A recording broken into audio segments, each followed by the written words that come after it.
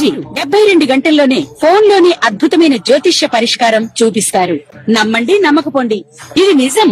శ్మశాన కాళి రుద్ర చౌడీదేవి ఆరాధకులు నంబర్ 1 వశీకరణ స్పెషలిస్ట్ గురూజీ.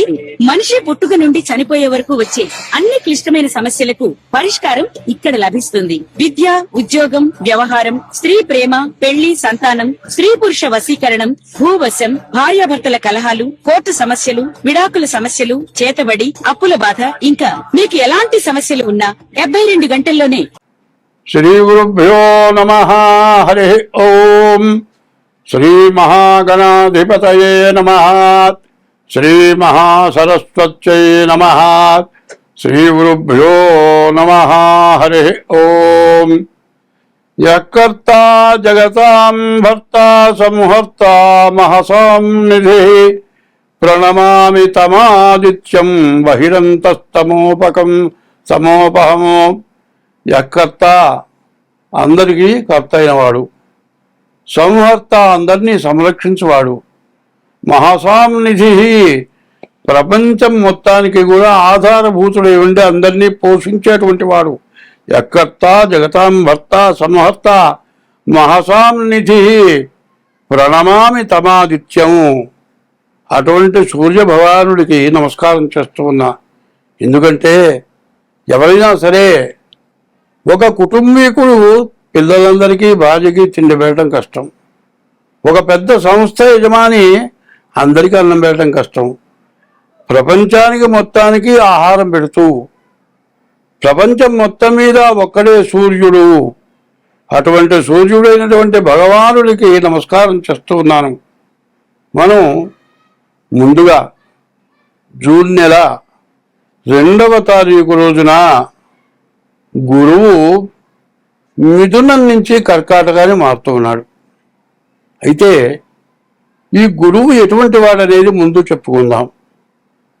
గురువు మనకు చెడుగా ఉన్నా కూడా మంచివాడికి మంచి బుద్ధి ఉంటుంది, చెడువాడికి చెడు బుద్ధి ఉంటుంది.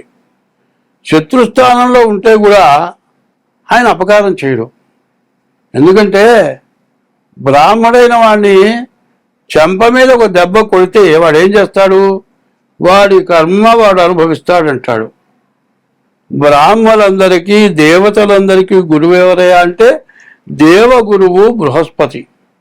అటువంటి బృహస్పతి ఎవరికి ఎట్టి పరిస్థితుల్లో అపకారం చేయడం. అయితే మిథున రాశి నుండి గురువు ఇప్పుడు కర్కాటక రాశికి వచ్చాడు. కర్కాటక రాశికి ఉచ్చ. అయితే దీనికి ఏం చెప్పాలి? 1ంటికి గురువు వచ్చాడు.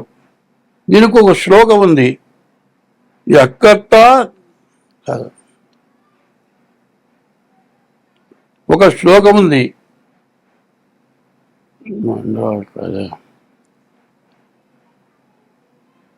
ఒక సూర్యుడు కానీ, కుజుడు కానీ, శని కానీ, ఈ 3 గ్రహాలు ద్వాదశాష్టమ జన్మస్థం శని అంగారకో గురు కుర్వంతి ప్రాణ సందేహం స్థానచలనం ధనక్షయం. గురువు కానీ, శని కానీ, కుజుడు కానీ 12ంట, అష్టమం 8ంట, అర్ధాష్టమం 4ంట, జన్మస్థమం 1ంట, ద్వాదశంలో ద్వితీయంలో శని కానీ, గురువు కానీ, కుజుడు కానీ ఉంటే బ్రతుకు తెరువు లేకుండా, ఉండే స్థలం మారిపోయి బ్రతుకు తెరువు దొరక్క అసలు ఎందుకు పనికి రాకుండా మళ్ళీ జీవనోపాధి దొరకని పరిస్థితి వస్తుంది అని చెప్పుంది. కానీ గురువు మాత్రం మిగతా రాశులు వేరు. కర్కాటక రాశికి చంద్రుడు అధిపతి. ఈ కర్కాటక రాశిలో మరి పునర్వసు నక్షత్రం 4వ పాదంలో రామచంద్రమూర్తి కర్కాటక రాశిలో ఉద్భవించాడు. అందువల్ల కర్కాటక రాశి చాలా పుణ్యప్రదమైనటువంటి రాశి. తర్వాత పుష్యమి నక్షత్రం వచ్చింది. ఇజ్యాద్యౌ తిష్య పుష్యేతు పూజితో గురునామక వాగీశ్చామరేజ్యశ్చ జీవో దేవపురోహిత అనుంది. గురువు చాలా మంచివాడు. అటువంటి గురువు కర్కాటక రాశికి వచ్చాడు. కానీ ఇంతకుముందు ఈ కర్కాటక రాశి వాళ్ళు ఎన్నో అప్పులు, ఎన్నో బాధలు, ఎన్నో నష్టాలు మరి ఆర్థికంగా, శారీరకంగా, మానసికంగా, కుటుంబీకంగా కూడా చాలా నష్టాలు పడుతున్నారు. కర్కాటకానికి ఎప్పుడైతే గురువు వచ్చాడో వీళ్ళ జీవితం చాలా బాగుపడుతుంది అని నిక్కచ్చిగా చెబుతూ ఉన్నాను. గురువు కర్కాటక రాశిలో ఉంటే ఈ కర్కాటక రాశికి చాలా ఉన్నతమైనటువంటి స్థానం వచ్చింది. కాబట్టి ఈ కర్కాటక రాశి గురించి ముందు చెప్పుకున్నాం. అయితే 5 రాశులకి గురువు కర్కాటక రాశికి వస్తే 5 రాశులకి ఇబ్బంది అని చెప్పాలి. ఆ ఇబ్బంది ఎట్లా ఉంటుంది? కర్కాటకం, సింహం, ధనస్సు, మేషం, మిథునం, ఈ 5 రాశులకు కూడా చాలా కష్ట నష్టాలు ఎక్కువగా ఉంటాయి. కాబట్టి ద్వాదశాష్టమ జన్మస్థం శ్రీ అంగారకో గురు కుర్వంతి ప్రాణ సందేహం స్థానచలనం ధనక్షయం. ఇప్పుడు కర్కాటక రాశి బాధలు వదిలిపోయినాయి, బాగున్నారు అని చెప్పాలి. అయితే ఇప్పుడు కర్కాటకం అయిపోయింది. 2వ రాశి సింహరాశి. ఈ సింహరాశికి గురువు ద్వితీయంలో ఉన్నాడు, గురువు ద్వాదశంలో ఉన్నాడు. గురువు అక్కడ ఉంటా ద్వితీయం సింహానికి 1ంట గురువు ఉన్నాడు. ఈ గురువు ఉండటం వల్ల చాలా ఇబ్బంది. అదే కాకుండా శని వచ్చేప్పటికల్లా మరి మీనంలో అష్టమంలో ఉన్నాడు. శని గురువులు పూర్తిగా బాగాలేరు. దానివల్ల చాలా కష్టాలు నష్టాలు బాగా ఎక్కువగా ఉంటాయి. ఇప్పుడు కర్కాటక రాశి, ఇప్పుడు సింహరాశి చెప్పుకున్నాం. కన్యా రాశి, తులారాశి, వృశ్చిక రాశి, ఈ 3 రాశులకి గురువు వల్ల ఎటువంటి నష్టాలు కూడా లేవు. అయితే ధనస్సు రాశికి వచ్చేప్పటికల్లా అష్టమంలో గురువు అయినాడు. ఈ అష్టమ గురువు ప్రాణకంటకుడు, ప్రాణం తీసినంత పని చేస్తాడు. అయితే ఇప్పుడు గురువు కర్కాటకానికి వచ్చిన గురువు 1 సంవత్సరం పాటు కర్కాటక రాశిలో ఉంటాడు. ఈ సంవత్సరం మొత్తం కూడా ఈ రాశులు, ఈ 5 రాశులు మిథునం, కర్కాటకం, సింహం, ధనస్సు, మేషం, ఈ 5 రాశులకు కూడా చాలా కష్టాలు ఉంటాయి. కాబట్టి అష్టమంలో ఉన్నటువంటి గురువు ప్రాణకంటకుడు, ప్రాణం తీసినంత పని అవుతుంది. కాబట్టి అది కూడా చాలా కష్ట నష్టాలు కలిగి ఉంటుంది. తర్వాత మేషరాశి అర్ధాష్టమం, 4ంట ఉన్నాడు శని గురువు. అది కూడా చాలా ఇబ్బందికరం. అదే కాదు, మేషానికి ద్వాదశంలో కూడా శని ఉన్నాడు. శని గురువు కూడా చాలా ఇబ్బంది పెట్టేటువంటి పరిస్థితి కనపడుతుంది. తర్వాత మరి వృషభ రాశికి ఏం లేదు. మిథున రాశిలో మళ్ళీ 12ంట శని ఉన్నాడు. మరి ఈ 5 రాశుల్లో చివరి రాశి మిథున రాశి. ఈ మిథున రాశికి ద్వాదశాంచో వ్యయోరిప్ప, ద్వాదశంలో ఉన్నటువంటి గురువు బాగా అనవసరమైన దండగా మారి ఖర్చు పెట్టిస్తాడు. కాబట్టి ఈ గురువు 12ంట గురువు ఉన్నాడు. ఈ గురువు వల్ల ఇబ్బంది. అయితే ఒకటి ప్రత్యేకించి చెబుతున్నా, ప్రతివాడు కూడా ఏమండి నా రాశి వృషభ రాశి, ఎట్టాగయ్యా మా నాన్న పేరు వెంకయ్య అండి, మా తాత పేరు వెంకయ్య అండి, నా పేరు వెంకయ్య అని పెట్టారు. వెంకయ్య కాబట్టి వృషభ రాశి. మీ తాత పేరో మీ ముత్తాత పేరో పెడితే రాదు.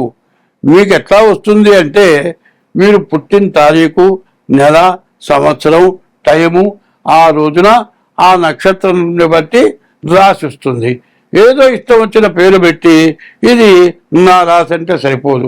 అదే కాదండి, కొంతమంది ఏం చేస్తారంటే పిల్లల్లో మొట్టమొదటి వాడు అవుతారు, వాడిని బుజ్జి అని పిలుస్తారు చిన్నప్పుడు.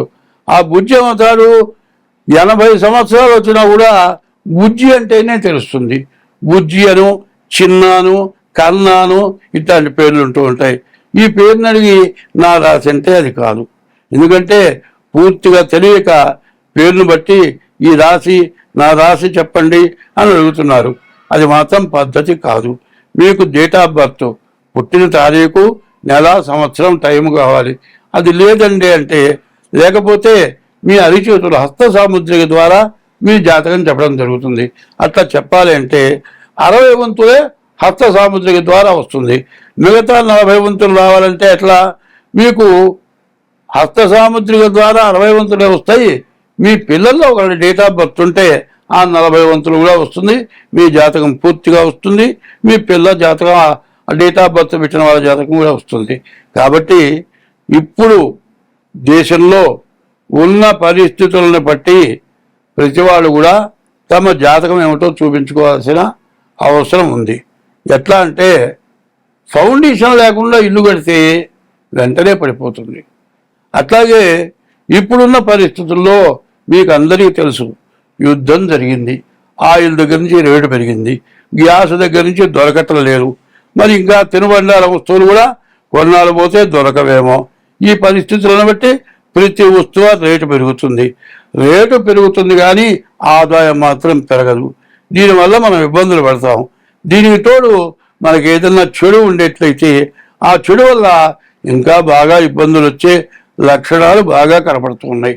కాబట్టి ఈ రాశుల వాళ్ళు కర్కాటక రాశి, సింహరాశి, ధనస్సు రాశి, మేషరాశి, మిథున రాశి, ఈ 5 రాశుల వాళ్ళు కూడా ముందుగా మీ డేట్ ఆఫ్ బర్త్ ద్వారా జాతకం చూపించుకోండి.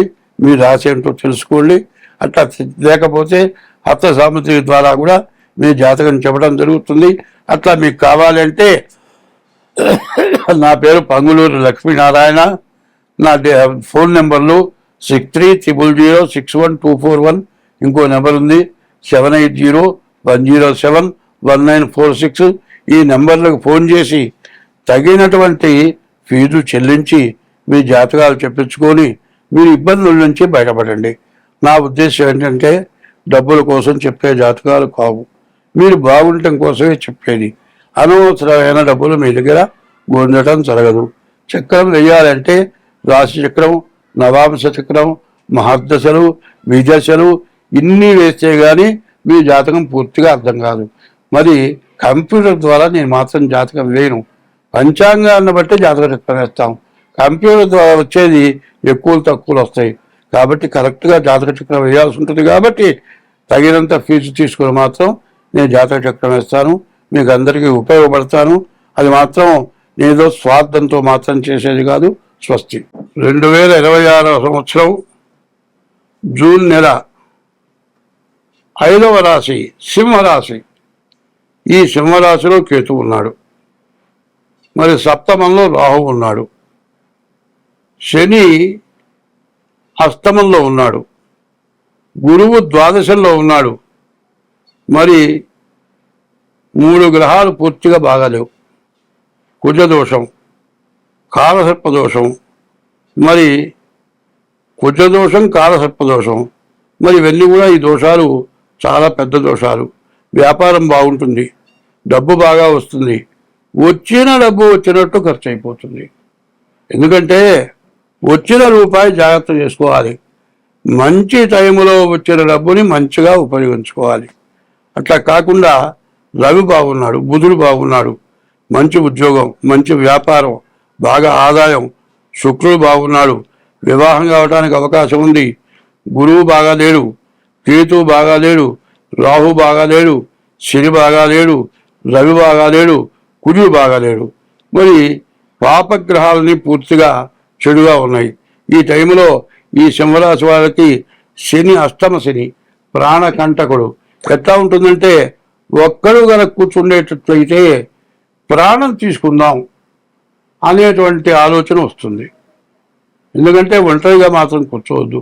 మీకు ఎన్ని సమస్యలున్నా, ఎన్ని బాధలున్నా, బాధ వచ్చినప్పుడు నలుగురిలో పోయి కూర్చోండి. అట్లా కూర్చోబోయినట్లయితే ఏదో టైంలో ప్రాణత్యాగం చేస్తారు. అటువంటి చేయటం గొప్ప కాదు. మనిషి బతికి సాధించడం గొప్ప. ఎందుకంటే చచ్చిన తర్వాత ఇప్పటికంటే రెట్టింపు కర్మను అనుభవించాలి.